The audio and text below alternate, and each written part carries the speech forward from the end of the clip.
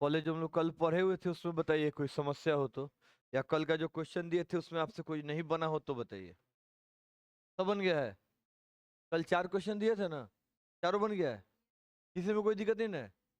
ठीक है। तो अभी 2 एक्सेप्शन टाइप के केस हैं, उसको बता देते हैं। हालांकि एक बात निश्चिंत रहिए, एक बात के लिए एकदम से निश्चिंत रहिए कि इससे क्वेश्चन बिहार बोर्ड में नहीं आएगा। अभी तक नहीं पूछा है। अभी तक कभी भी आपसे नहीं पूछा है कि बॉक्स डायग्राम बना के बॉन्डिंग को एक्सप्लेन कीजिए। सीबीएसई में पूछा है, बिहार बोर्ड में अभी तक इससे क्वेश्चन नहीं आया हुआ है। और अभी जो आपको बताने जा रहे हैं 2 एक्सेप्शनल केस, वो तो और भी नहीं आने का चांस है, इसलिए तो सुख भारी है। तो वो पूछने का संभावना क्या है, काफी कम हो जाएगा। चल देखिए।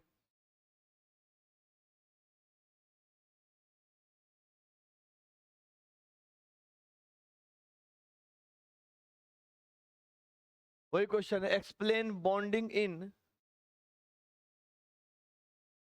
K3 CR F6।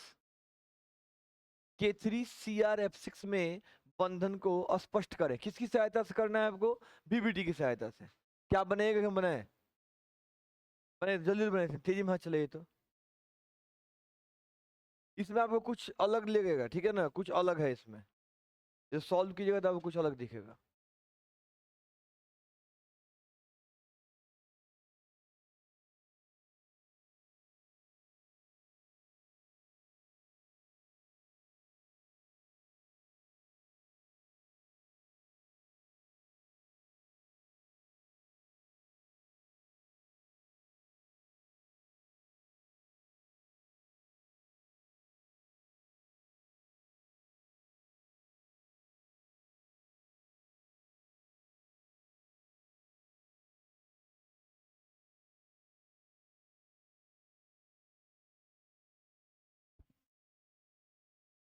कितने दिन बार हैं? 1 महीना हो गया ना? भैया कहाँ है आपका? है? हाँ।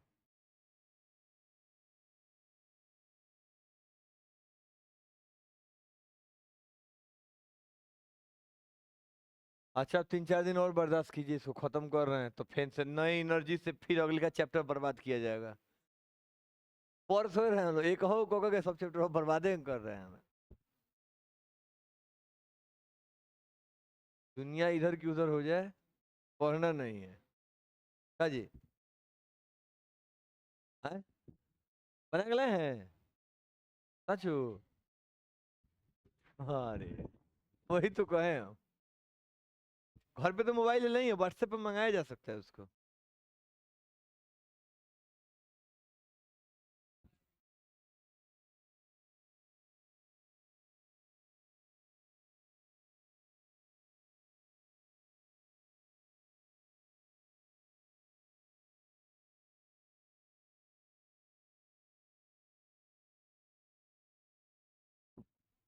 काले वाले का फोन किया 11th का।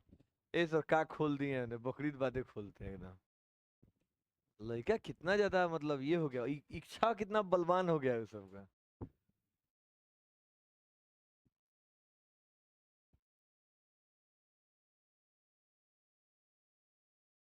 बनाए।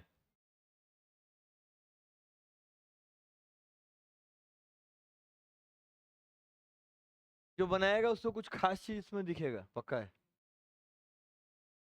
चलिए हम ही बनाते हैं। सबसे पहले, हाँ ये वो तो मैटर है, फंस गए इसमें, क्रोमियम का कॉन्फ़िगरेशन। यही दिक्कत है। आता है? कौन बताएगा हमको क्रोमियम का कॉन्फ़िगरेशन? रुकिए, हाथ उठाइए, किसी को तो क्रोमियम का कॉन्फ़िगरेशन आता है। बाकी लोग तो ऐसे ही नहीं बनेगा। क्रोमियम का कॉन्फ़िगरेशन होता है आर्गन 3d5 4s1 4p 0 और 4d भी क्या होगा, 0। बॉक्स डायग्राम बनाते हैं। डी में कितना बॉक्स बनाएंगे? एस में, फिर से पी में, और फिर से डी में, ऐसे। और तब इसमें हम लोग इलेक्ट्रॉन फिल करते हैं। देखिए 1 2 3 4 5, इसमें 1। ये नॉर्मल हमारा क्रोमियम का बॉक्स डायग्राम है। अब इतना बना देने के बाद अगली बार क्या करते हैं हम लोग, अब ऑक्सीडेशन स्टेट निकालते हैं और फिर उसका बॉक्स डायग्राम बनाते हैं। यहाँ पे क्रोमियम पर चार्ज बताइए कितना होगा, +3 दिख रहा है आप लोगों को। तो यहाँ पर हम लिख लेंगे Cr+3। और इस बार अब इसका बॉक्स डायग्राम बनाएंगे। देखिए कैसे बनेगा।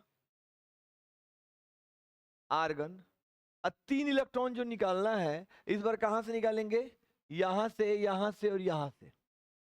ऐसे नहीं निकलेगा। तो अब इसका बॉक्स डायग्राम कैसे होगा,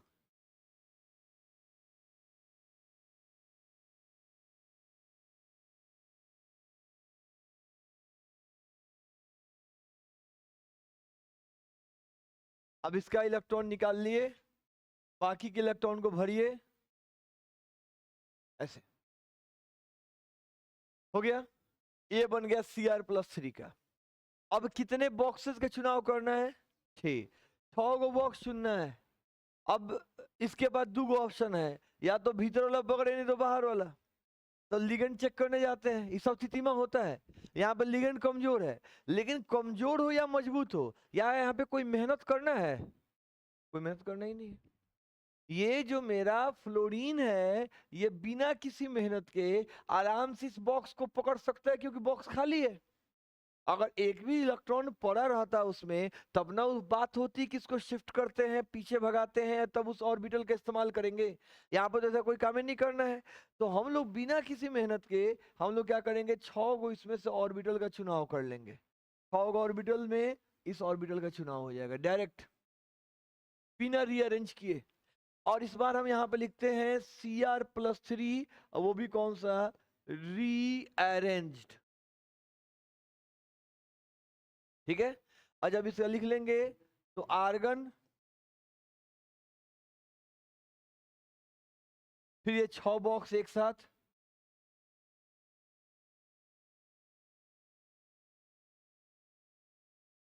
और बाकी का 5 बॉक्स एक साथ।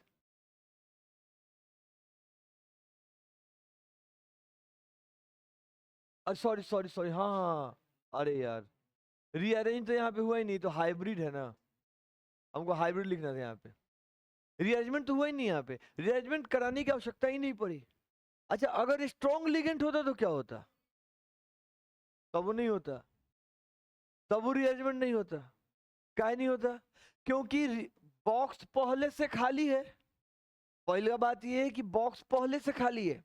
और दूसरा कारण ये कि अगर आप रीअरेंजमेंट करा दीजिएगा तो आउबाउ प्रिंसिपल और हंट्स रूल का जो है वहां पे वायलेशन हो जाएगा। क्योंकि यहाँ पे इलेक्ट्रॉन कितने हैं, 3 गो हैं। 3 गो को जोड़ा लगाइएगा तो एगो का जोड़ा लग जाएगा, एगो तो खाली रह जाएगा ना।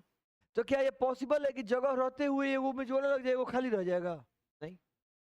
यानी यहाँ पे लिगेंड स्ट्रांग हो चाहे लिगेंड यहाँ पे वीक हो, यहाँ पे ना तो रीअरेंजमेंट होगा ना यहाँ पे कोई पेयरिंग वगैरह कराया जाएगा, क्योंकि पहले से ही हमारे पास बॉक्स खाली है। मतलब मेरे कहने का मतलब है यहाँ पे F6 नहीं हो के CN6 होता, तो CN एक स्ट्रॉन्ग लिगेंड है, तो उस हिसाब से तो दिमाग में चल रहा होगा कि सर इसको रीअरेंजमेंट करा दें कम से कम। भले आपके पास बॉक्स अवेलेबल है, नहीं कराएंगे रीअरेंजमेंट, क्योंकि रीअरेंजमेंट कराने का मतलब है कि इस इलेक्ट्रॉन को उठा के यहाँ पे भेज भी दीजिएगा तो यहाँ पे पेयरिंग हो जाएगी, यहाँ पे तो खाली रह जाएगा ना।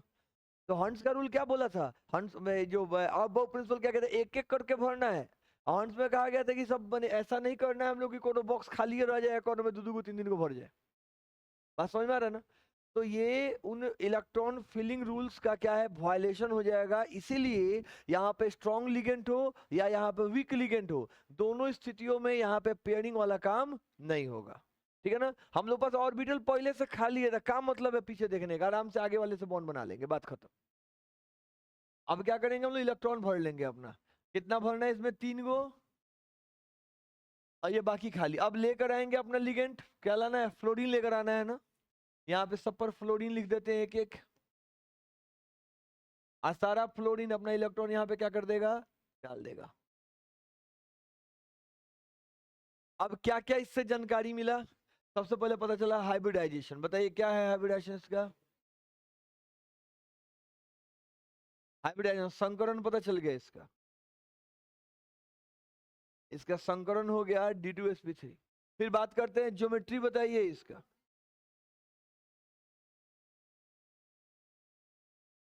Octahedral,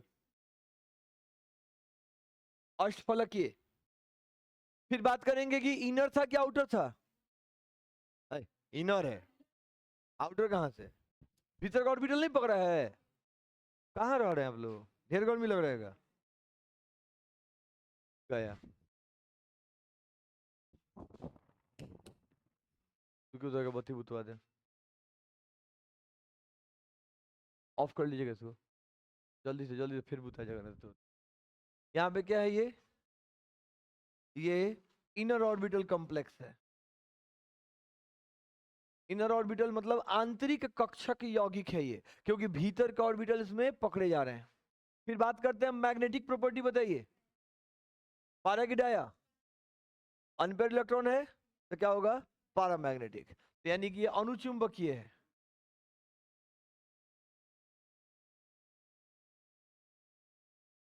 पारामैग्नेटिक in nature.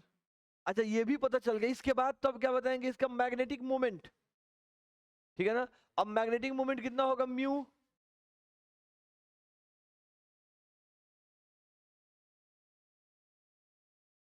√n × n+2। n की संख्या यहाँ पे कितनी है, यहाँ पे 3 रख देंगे, कितना हो जाएगा।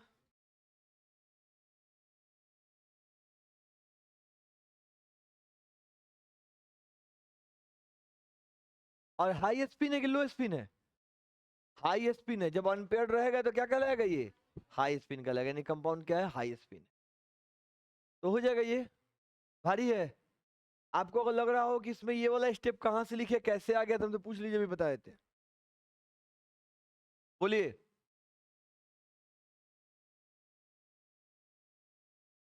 कोई समस्या है? हो जाएगा। अगला क्वेश्चन दे।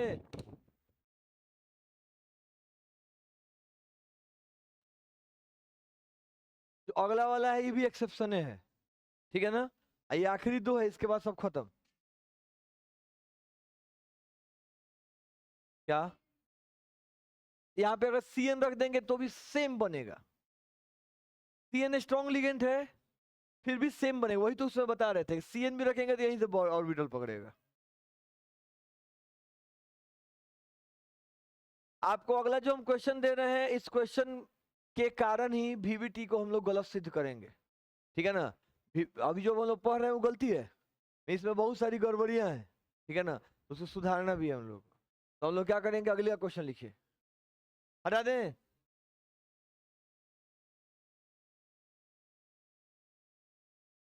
क्वेश्चन लिखिए। Pu NH3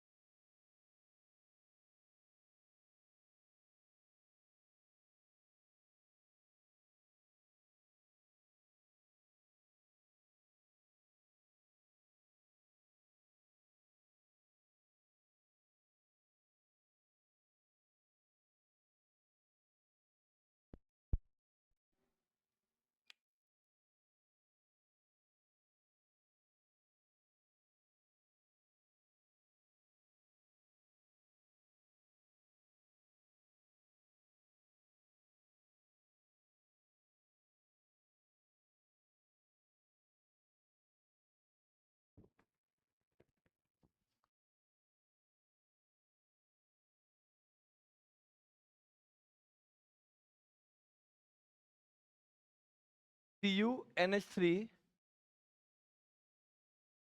whole 4 SO4। Solve कीजिएगा इसको तेजी में।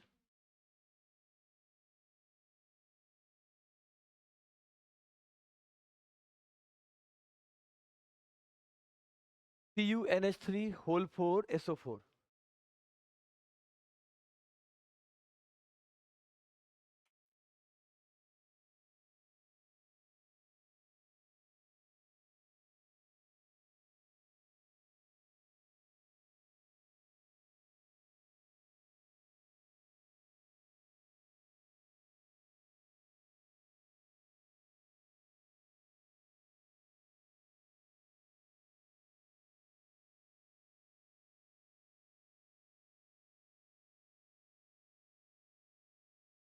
कॉपर का कन्फिग्रेशन याद है पक्का? जल्दी बनाइए तेजी में।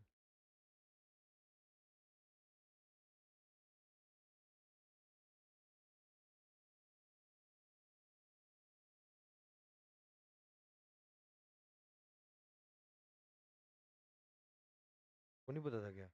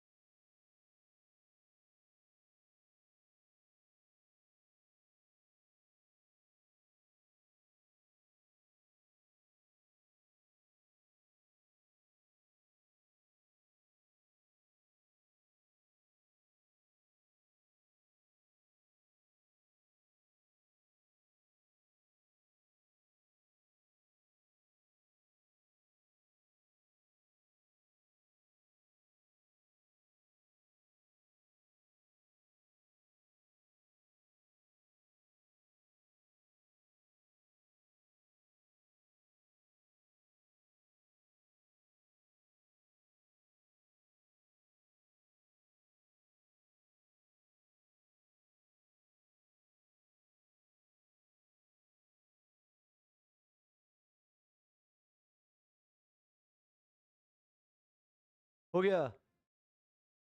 नहीं हुआ? इसमें एक खास चीज है, आप लोग बनाए होंगे तो आपको पता चला होगा। कुछ दिक्कत समझ में आ रहा है? लास्ट वाले में ईगो बच जा रहा है।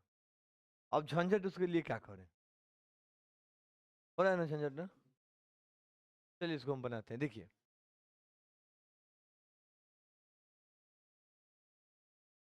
सबसे पहले कॉपर का कॉन्फ़िगरेशन देखिए। एक बात बता रहे हैं, पहला बात, आप अगर बिहार बोर्ड से हैं निश्चिंत रहिए, नहीं पूछे। अभी तक नहीं पूछा तो अगले साल तो चुनाव है, कैसे पूछ सकते? नहीं पूछेगा, हो ही नहीं सकता है। भारी क्वेश्चन दे, सीबीएसई वाले हैं तो थोड़ा सा आपके लिए टेंशन है, इसको समझना आपके लिए जरूरी है। कॉपर 29 नंबर पे आता है। कॉन्फ़िगरेशन लिखेंगे, आर्गन 3d10 4s1। आगे में लिखेंगे 4p0 और फिर लिखेंगे 4d0। ठीक है ना? और अब इसका बॉक्स डायग्राम बनाने चलते हैं। इस सीबीएसई में है जी कि डिलीटेड है?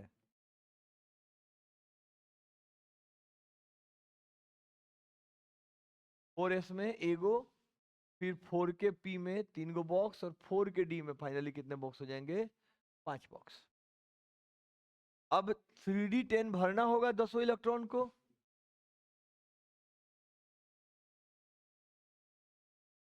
ठीक है ना?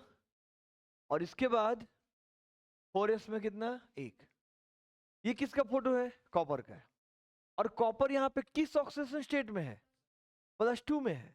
इसके बाद जो हम लोग फोटो बनाएंगे वो किसका होगा? वो कॉपर +2 का होगा। और अब इसमें से अगर इलेक्ट्रॉन निकालना है, क्या लग रहा है कहां से इलेक्ट्रॉन निकालें?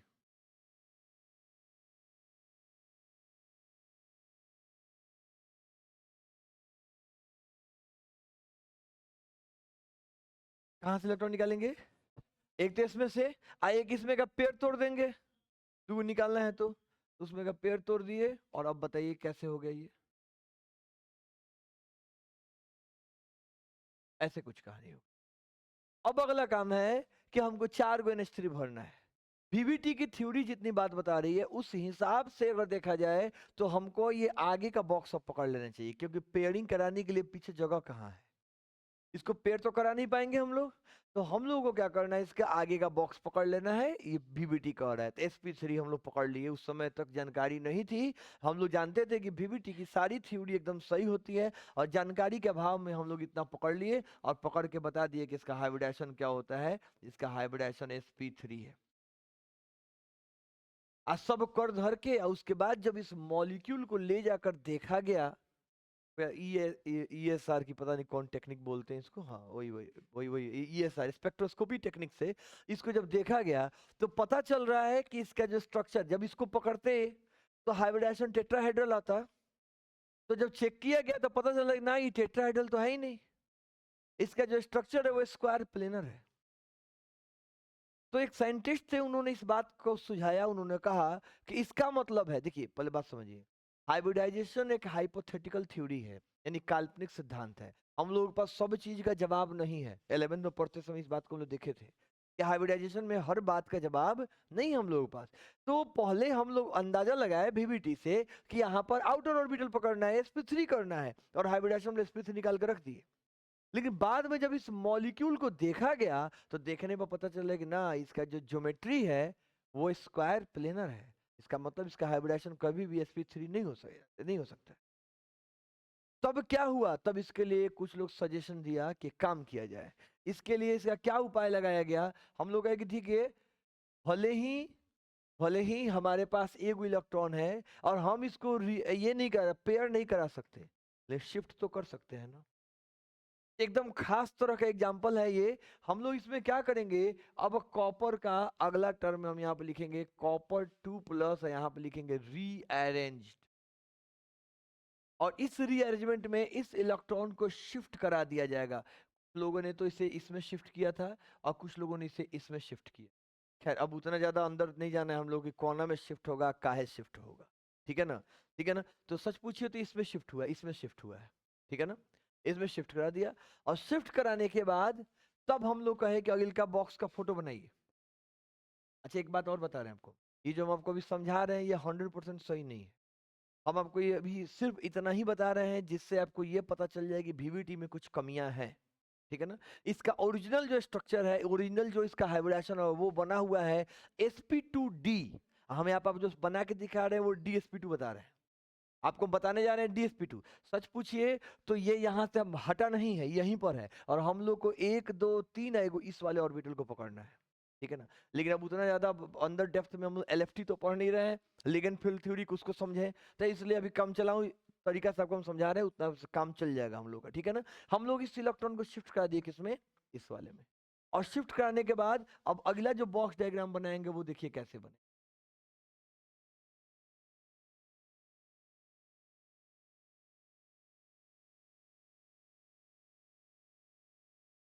इलेक्ट्रॉन भर लेते हैं पहले, ठीक है, और ये जो इलेक्ट्रॉन है कहाँ चला गया, यहाँ पे। और अब कहेंगे कि अब हमको बॉक्स पकड़ना है ताकि हम क्या कर सकें, हाइब्रिडाइजेशन कर सकें। कितना बॉक्स पकड़ना था, 4 को बॉक्स पकड़ लिए। 4 को बॉक्स पकड़ लिए और अगली का पर लिखेंगे Cu+2, यहाँ पे क्या लिखाएगा, हाइब्रिड। इस बार आर्गन अपना वही 4 को बॉक्स, फिर से बीच में कई बॉक्स अपने पास, 4 बॉक्स है, एक सिंगल बॉक्स बच गया ऐसे। और इलेक्ट्रॉनों को भर लेंगे हम लोग, ठीक है, यहाँ ये बात बीच का बच। इसमें कौन आएगा, अमोनिया आएगा, और अमोनिया आया और अपना इलेक्ट्रॉन इसके भीतर।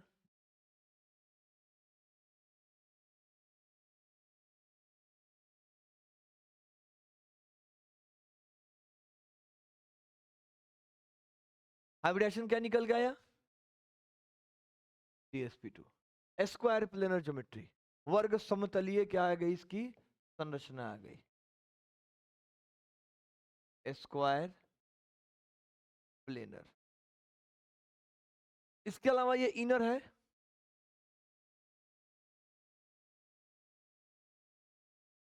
अब आपको एक बात बता दे रहे हैं, सच पूछी तो ये आउटर है। समझ में आ रहा है ना। लेकिन हम लोग को भी आउटर तक नहीं जाना है, ये थ्योरी में कुछ और कमियां हैं, ये आउटर कॉम्प्लेक्स है, ये इलेक्ट्रॉन यहीं पर रह गया है और हम लोग आगे का डी पकड़े हैं, ठीक है ना। लेकिन अभी उतना ज्यादा हम लोग अंदर नहीं जाएंगे, हम लोग कामे भर का गलती इसका ढूंढ रहे हैं, ठीक है ना। इनर हो गया। इसके बाद बताइए क्या ये पारामैग्नेटिक है कि डायमैग्नेटिक है? ये तो तय है कि पारामैग्नेटिक, क्योंकि जब इसके पास एक वन पेयर यहाँ रहे यहाँ रहे यहाँ रहे कहीं रहे, पारामैग्नेटिक तो है। तो नेचर कैसा हो गया इसका? ये अनुचुंबकीय है, यानी कि पारामैग्नेटिक नेचर का है। और हम लोग चाहें तो इसका मैग्नेटिक मोमेंट निकाल सकते हैं। कितना आएगा? रूट अंडर 1 × 1 + 2, यानी कि √3 बोर मैग्नेटॉन्स, इसका क्या आ गया? Magnetic moment. तो यहाँ पे क्या दिखा हमको?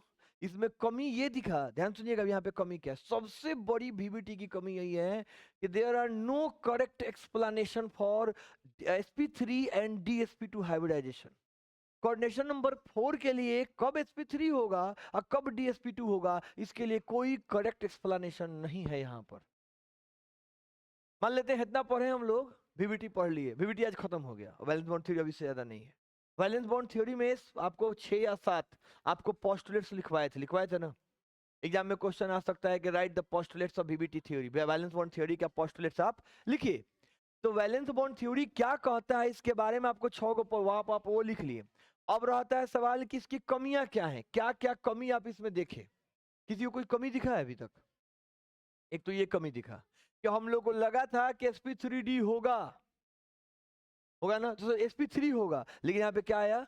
dsp2 आया। यानी कि टेट्राहेड्रल और स्क्वायर प्लेनर में एकदम से मतलब क्या बोलते हैं, अंतर आपको कहीं देखने को यहाँ पर मिलता नहीं है। आपके पास कोई करेक्ट एक्सप्लेनेशन नहीं है कि कब स्क्वायर प्लेनर होगा और कब यहाँ पर टेट्राहेड्रल होगा, कोई एक्सप्लेनेशन यहाँ पर हमारे पास नहीं है। इसका मतलब ये एक कमी है, याद रहेगा ये कमी, पहला कमी पता चलेगा। दूसरा कमी हम आपको बता दिए थे तब ना, मान लिए थे कि ये वीक लिगेंड है या स्ट्रॉन्ग लिगेंड है। क्या आप इसके अलावा भी कोई दूसरा कंसेप्चुअल बैकग्राउंड है कि काहे वीक है काहे स्ट्रॉन्ग? यानी कि किसी लिगेंड के स्ट्रॉन्ग और वीक होने की जो कहानी है, इसको भी एक्सप्लेन यहां पर नहीं किया गया है। दो कमी दिखा। तीसरा कमी देखिए, दो गो मॉलिक्यूल दे दिया गया और आपसे पूछा जाए कि which one is more stable. दो मॉलिक्यूल दे दिया गया और पूछा जाए कि इन दोनों मॉलिक्यूल्स में से ज्यादा स्टेबल कौन सा है, तो इसके लिए भी आपके पास कोई जवाब, आप नहीं बता सकते हैं कि दिए गए दो मॉलिक्यूल्स में से ज्यादा स्टेबिलिटी, थर्मोडायनेमिक स्टेबिलिटी या काइनेटिक स्टेबिलिटी के बारे में इसके पास कोई जवाब। ये इस बात को नहीं बता सकता है कि दिया गया कंपाउंड का रंग क्या होगा, क्या वो कलरफुल है कि कलरलेस है। आप इसको बता सकते हैं क्या कि कलरफुल है कलरलेस है? नहीं। लेकिन अगली का थ्योरी पढ़ेंगे तो उसमें बता देंगे कि रंगीन होगा कि रंगहीन होगा, माने कलर होगा कि नहीं होगा, ये बात हम इसमें बता देंगे, ठीक है ना। तो ये सारी कमियां हैं। इसके अलावा एक और है कि यहाँ पे ये जो हम लोग फॉर्मूला लगा रहे हैं रूट अंडर वाला, ये फॉर्मूला वीबीटी में नहीं मिला था, ये अलग का फॉर्मूला हम लोग यहाँ पे लेके यूज कर रहे हैं, ठीक है ना। वीबीटी सिर्फ यही बताता था कि पारामैग्नेटिक है कि डायमैग्नेटिक है। वीबीटी के पास ये क्षमता नहीं है बताने की कि दिया गया कंपाउंड का मैग्नेटिक मोमेंट कितना है। ये हम लोग निकाल रहे हैं, सही बात है, निकाल रहे हैं, आगे की जानकारी के बल पे निकाल रहे हैं। वीबीटी के पास इसकी जानकारी। तो जब इतना सारा कमी है तो नया थ्योरी आएगा कि नहीं आएगा? फिर नई थ्योरी आएगी। इसके बाद हम लोग क्या पढ़ेंगे? सीएफटी पढ़ेंगे। पहले यहाँ पे क्वेश्चन लिखिए, घर से लिखने के लिख के लाने के लिए, जो एग्जाम के लिए इंपॉर्टेंट हो सकता है। Write postulates of valence bond theory, संयोजकता आबंध सिद्धांत की अवधारणाओं को लिखें। Write postulates of valence bond theory, एकदम इंपॉर्टेंट मार्क करके लिखिएगा, ये क्वेश्चन जो है इंपॉर्टेंट है, परीक्षा में पूछा जा सकता है। Write postulates of valence bond theory, संयोजकता आबंध सिद्धांत की अवधारणाओं को लिखें। ऑल्सो राइट इट्स ड्रॉबैक, साथ ही इसके कमियों को भी लिखें, साथ ही इसके कमियों को भी लिखें। तो इसमें आपको करना क्या है, पहले आपको जो बड़ा सा 2 स्लाइड में याद आ रहा है, पीला रंग में लिखा हुआ था, 2 स्लाइड में था। पहले आप उसको खूब अच्छे से ये कर लीजिएगा। आपको पहले ये जानना है कि वैलेंस बॉन्ड थ्योरी होता क्या है, क्या उसकी अवधारणाएं थी, पहले उसको लिखेंगे और तब लिखेंगे उसके ड्रॉबैक्स। यहाँ पे देखिए ड्रॉबैक्स भी लिखे गए हैं।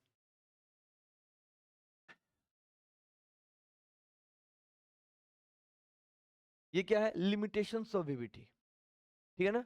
ये वीवीटी की कमियां हैं जहां पे वीवीटी के पास जवाब नहीं है। अब वो ऊपर वाला लाइन को लिखने आता है ना, the limitations of VVT are as following. VVT की असंयोजकता बंध सिद्धांत की कमियां निम्नलिखित है, एक ऊपर लिख लीजिएगा, उसके बाद नीचे लिखेंगे क्या, it does not give quantitative interpretation of magnetic data। इसके साथ आप ये नहीं बता सकते कि दिए गए दो मॉलिक्यूल में दोनों में से इसके मैग्नेटिक मोमेंट और इसके में कितने गुने का अंतर है, आप ये बात नहीं बता सकते। किससे, वीवीटी से, पहला कमी।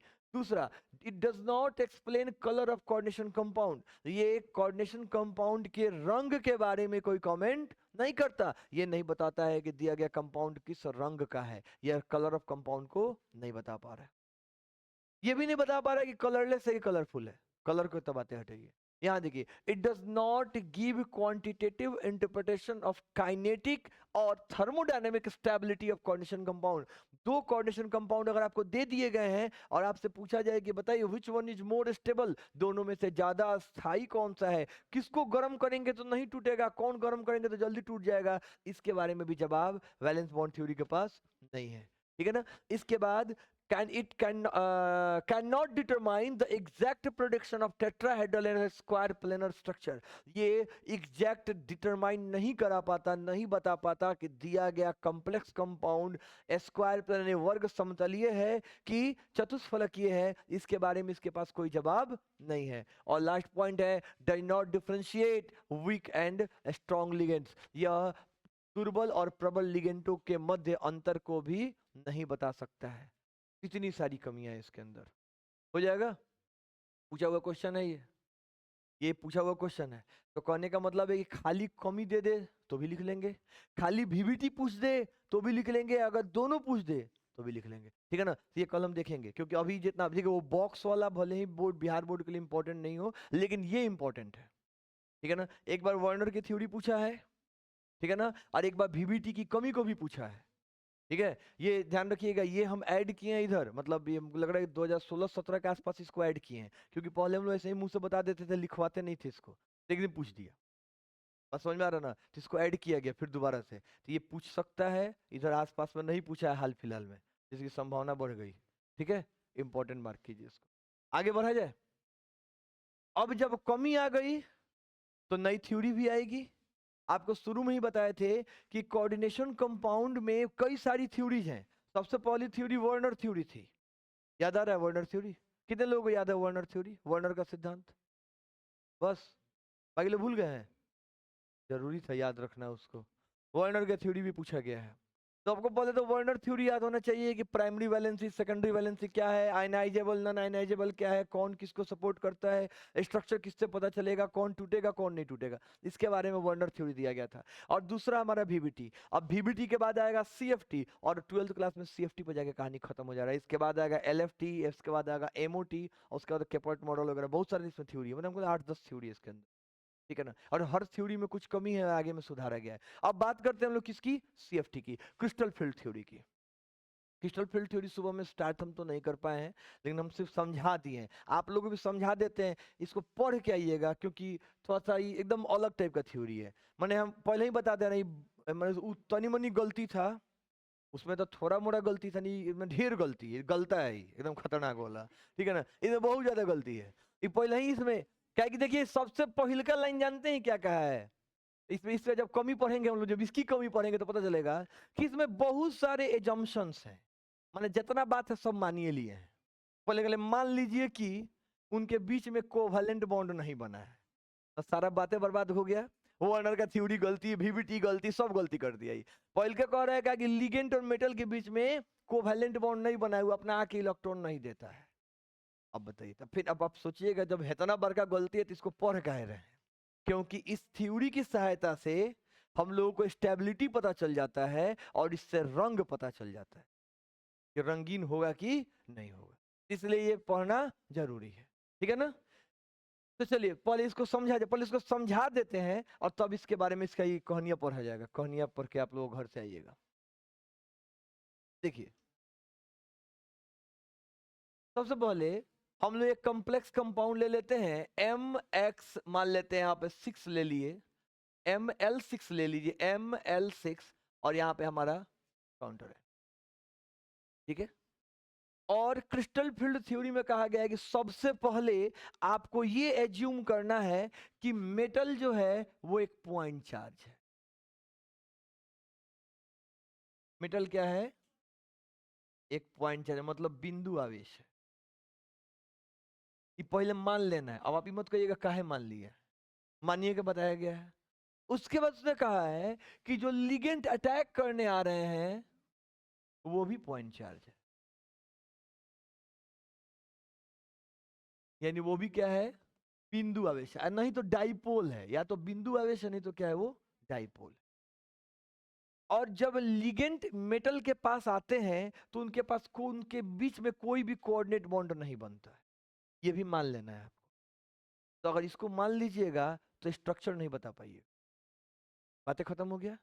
काहे कोनो टूट रहा है पानी में डालने पर, काहे नहीं टूट रही भी नहीं बता पाइए, शेप कुछ नहीं बता पाइएगा। तो ये सब बातें खत्म हो गया यहीं पर। क्रिस्टल फील्ड थ्योरी में देखिए कितनी अब शुरू से कमी झलक गया इसमें। किससे अपना हाइब्रिडाइजेशन बता सकते हैं, ना शेप बता सकते हैं, ना ही डिसोसिएशन के बारे में बता सकते हैं।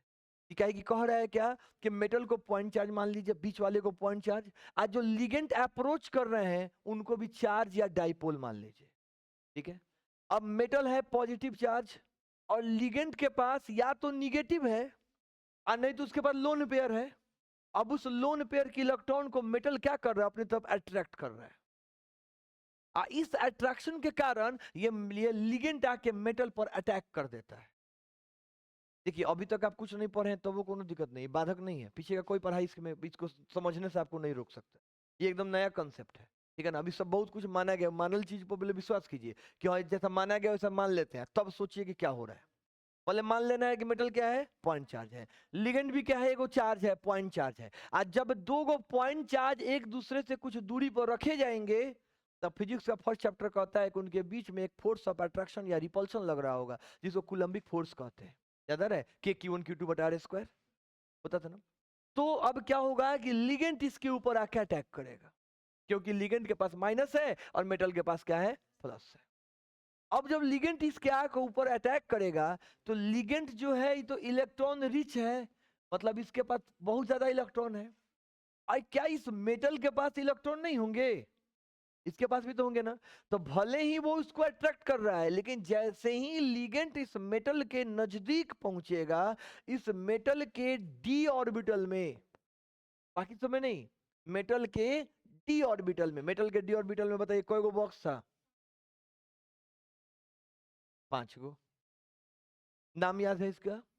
TXY, TYZ, TZX, DX² -Y² DZ²। कल इसका फोटो पढ़ाएंगे, पहले फोटो समझेंगे कि कैसा होता है और तब समझेंगे कि का लफड़ा होता है। अभी आज तो नहीं बता रहे इसके बारे में, कल पढ़ेंगे इसके बारे में। तो इसके पास, मेटल के पास पहले से, मान लेते हैं हम आयरन का एग्जांपल ले लेते हैं, कौन सी मान लें इसको? लोहा मान लेते हैं। तो लोहा के पास पहले से 6 गो इलेक्ट्रॉन होगा कि नहीं होगा? एक आध गो निकलियो गया होगा तो वो 4-5 गो तो बचल होगा। अब जैसे ही लिगेंड आएगा मेटल के पास, एक तो अट्रैक्शन है, नजदीक आ रहा है, लेकिन लिगेंड के इलेक्ट्रॉन इस मेटल के अंदर के इलेक्ट्रॉनों को क्या करेंगे? रिपेल करना स्टार्ट कर देंगे। यानी इलेक्ट्रॉनों के बीच में विकर्षण बल लगने लगेगा। अट्रैक्शन है, ये इसके नजदीक आ रहा है, नो डाउट वो नजदीक आएगा, उसके साथ वो जुड़ना चाहेगा, लेकिन इस दौरान इसके इलेक्ट्रॉन इसके इलेक्ट्रॉनों को बेचैन कर देंगे। ये इलेक्ट्रॉन इतना अधिक रिपल्शन फेस करेंगे कि इनका जो ये डी ऑर्बिटल है ये टूट जाएगा। और डी ऑर्बिटल टूट जाता है, 2 हिस्सों में बट जाता है। कैसे? 2 गो डब्बा अलग हो जाता है और बाकी का 3 गो डब्बा। 11th क्लास में इसको पढ़ाए थे। एक को पढ़ाए थे प्लेनर सेट, एक को पढ़ाए थे एक्सियल सेट। एक का नाम दिए थे T2G और एक का नाम दिए थे EG। याद आ रहा है सब चीज? याद आ रहा है कि जबरदस्ती बोल रहे हैं आप लोग? ये पढ़ा हुआ है, 11th में हम लोग पढ़े हुए हैं। जाके घर पे देखिएगा, एटॉमिक स्ट्रक्चर जब खोलिएगा तो डी ऑर्बिटल में इसको तोड़ के बताया गया है। और ये भी बताया था उस समय कि इसको आगे फिर से आने वाला है, यहीं पर आने वाला था वो। होगा क्या कि जब इसके ऊपर जब लिगेंड आके अटैक करेंगे तो लिगेंड इलेक्ट्रॉन लेके आ रहा है, इसके पास ऑलरेडी पहले से इलेक्ट्रॉन पड़ा हुआ है, ये वाला इलेक्ट्रॉन और ये वाले इलेक्ट्रॉनों के बीच में रिपल्शन होगा और ये क्या होगा, टूट जाएगा दो हिस्सों। और जैसे ये टूटेगा, अब ये इसकी अब कहते हैं हम लोग की डिजेनरेसी खत्म हो गई। डिजेनरेसी मतलब एक समानता समाप्त हो गई। पहले इलेक्ट्रॉन भरते थे तो हमें एगो तब एगो तब एगो तब एगो एगो तब डबल डबल करते थे। अब इसमें जब ऐसे हो जाएगा तो कहेंगे पहले हर तीनों को भर दीजिए तभी दोनों में चलिएगा। नहीं मान लेते हैं 2 गो नीचे 3 गो ऊपर, तो पहले कहेंगे पहले 2 गो को भर दीजिए तब 3 गो में चलिएगा। यानी कि इलेक्ट्रॉन के भरने का तरीका क्या होगा, बदल जाएगा। यही लफड़ा है सीएफटी का। ऐसी चीज से हम लोग रंग वगैरह सबको एक्सप्लेन करते। तो अभी हम इसको आगे नहीं पढ़ा रहे हैं, आगे इसलिए नहीं पढ़ा रहे हैं क्योंकि इसको थोड़ा सा आपके लिए समय चाहिए, आपको इसको समझने के लिए। आप अभी घर पे जाइएगा आज और आपके पास ये स्लाइड अवेलेबल है, इसको खूब अच्छे से इसको पढ़ लीजिएगा। कोशिश कीजिएगा कहीं से, क्या हुआ स्लाइड नहीं है इसका, ए भाई ऐपों में फ्री में अवेलेबल है, क्या नहीं वहां से उठा ले रहे हैं। ऐपो इंस्टॉल कर, इसमें सब है, फिर से भेज दें, हम भेजियो देंगे, उसको कोई टेंशन नहीं है, ठीक है ना। कोई एकदम भेजियो देंगे और वहाँ पे वो अवेलेबल है, तो वहां से भी आप लोग देख सकते हैं, लाइन बाय लाइन एकदम सीक्वेंस में ऑसियो स्लाइड है, सारा सारा डाला हुआ है। हमको लगा आप लोग वहां से देखे हुए, नहीं देखे थे, बताए तो थे एक बार आप लोगों को। अच्छा कोई बात नहीं है, अरे कुछ बच्चों को हम लिंक दिए हुए हैं, अब बाकी लोग लिंक मत मांगिएगा, और लिंक किसी को नहीं देने वाले हम, ठीक है ना। कहीं लिंक मिलता है ना तो लोग इधर उधर लगता है भेजने, जिसको मिला हुआ है उठा के ग्रुप में डाल देगा, ठीक है ना, यहाँ तो उठा के। और नहीं तो वहां पर ऐप पर ये सब चीजें पहले से अवेलेबल है, वहां पे जाइएगा, खाली अकाउंट बनाना है, कोई तो पैसा वैसा नहीं देना, वहां पे सब आपको मिल जाएगा, लगातार ही मिल जाएगा, ठीक है। इसको पढ़ लीजिएगा ढंग से, ठीक है ना, और पढ़ के आइए, कोशिश कीजिएगा। और एक बात बता दें, और अच्छे से अगर समझना है, क्योंकि देखिए ये थ्योरी वास्ट है। अभी आगे देखिए इसके बाद क्या पढ़ना है हम लोग को, देखिए ऑर्बिटल का स्ट्रक्चर पढ़ना है, उसके बाद ये ऑर्बिटल देखिए कैसे टूटेगा, ये देख रहे हैं आप लोग टूट रहा है, ये आगे जाके बहुत भयानक रूप ले लेगा, देख रहे हैं आपको ये। तो ये आपको तब समझ में आएगा जब आप इसको पढ़ के आइएगा घर से। आप मेरा बात मानिए, आप घर पे जाइए, आज क्रिस्टल फील्ड थ्योरी खोजिए, कोनो भी वो वीडियो देख के आइए, ताकि थोड़ा बहुत आपके पास कुछ रॉ इन्फॉर्मेशन रहे, आप यहाँ पे आइएगा तो आपको अच्छे से समझ में आएगा। समझ में आ रहा है बात, इतना करके आइएगा घर से, इतना करके आइए ताकि कल का क्लास हम लोग को खूब बढ़िया समझ में आए। कल हम लोग सीएफटी, सुनिए 3 दिन और है समय इसके लिए, 3 दिन में ये चैप्टर समाप्त हो जाएगा। सीएफटी 2 दिन में खत्म कर देंगे, 1 दिन में इसकी कमी पढ़ा देंगे, हो गया खत्म, चैप्टर खत्म। बात समझ में आ रहा है ना। यानी आप मान के चलिए कि बृहस्पतिवार से हम लोग नया चैप्टर स्टार्ट करने वाले हैं, ठीक है ना।